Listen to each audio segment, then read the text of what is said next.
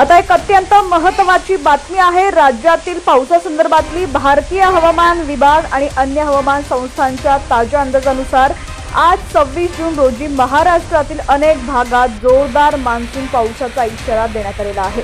विशेषतः कोकण, पश्चिम महाराष्ट्र आणि मराठवाड्यातील काही जिल्ह्यात पावसाचा जोर अधिक राहण्याची शक्यता वर्तवण्यात आली आहे। किनारपट्टीवर जोरदार पावसाचा मारा होण्याची शक्यता आहे। मुंबई, ठाणे, पालघर इथं हलक्या ते मध्यम सरी काही भागात पडणार आहेत। रत्नागिरी व सिंधुदुर्गमध्ये 100 ते 150 मिलीमीटर पर्यंत अतिमुसळधार पाऊस होण्याची शक्यता असून पूर स्थिती निर्माण होऊ शकते।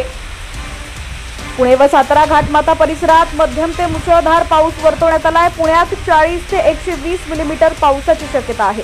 तर सांगली, कोल्हापूरमध्ये नद्या नाल्यांना पुराचा धोका सांगितला, यामुळे स्थानिक प्रशासन देखील सतर्क आहे।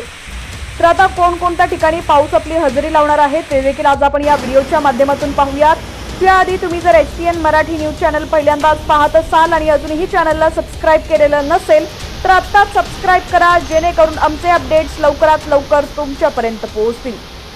मराठवाड्याच्या म्हणजेच बीड, नांदेड, हिंगोली, धाराशिव, लातूर या बहुतांश ठिकाणी हलक्या ते मध्यम सरी बरसणार आहेत। काही भागात रात्रीच्या वेळेस पावसाचा जोर वाढण्याचा इशारा देण्यात आलाय। धाराशिव व लातूरमध्ये मेघगर्जनेसह पावसाची शक्यता आहे। तर विदर्भ म्हणजे नागपूर, वर्धा, चंद्रपूर, गोंदिया या ठिकाणी हलक्या ते मध्यम पावसाचा अंदाज आहे। नागपूर, वर्धा, चंद्रपूरमध्ये काही ठिकाणी जोरदार सरी पडू शकतात। उत्तर महाराष्ट्रातील नाशिक, धुळे, जळगाव या ठिकाणी हलक्या ते मध्यम पावसाचा अंदाज आहे। तर जळगावमध्ये ढगाळ वातावरण आणि तुरळक ठिकाणी सरी पडतील। अरबी समुद्र आणि बंगालच्या उपसागरात निर्माण झालेल्या कमी दाबाच्या क्षेत्रामुळे मान्सून अधिक सक्रिय झालाय। यामुळे राज्यभर पावसाचं प्रमाण वाढलेलं असून शेतकऱ्यांनी पाण्याचा निचरा सुरळीत ठेवण्याचं आवाहन हवामान विभागाने केलेलं आहे। तर मुंबई, रायगड, रत्नागिरी, सिंधुदुर्ग या भागाला ऑरेंज अलर्ट देण्यात आलेला आहे। पुणे, सातारा, सांगली, कोल्हापूर तसंच विदर्भ आणि मराठवाड्यातील काही जिल्ह्यांना येलो अलर्ट देण्यात आलाय। पावसामुळे पिकांच्या नुकसानीची शक्यता असल्यानं शेतीत पाणी साचणार नाही याची दक्षता घ्या।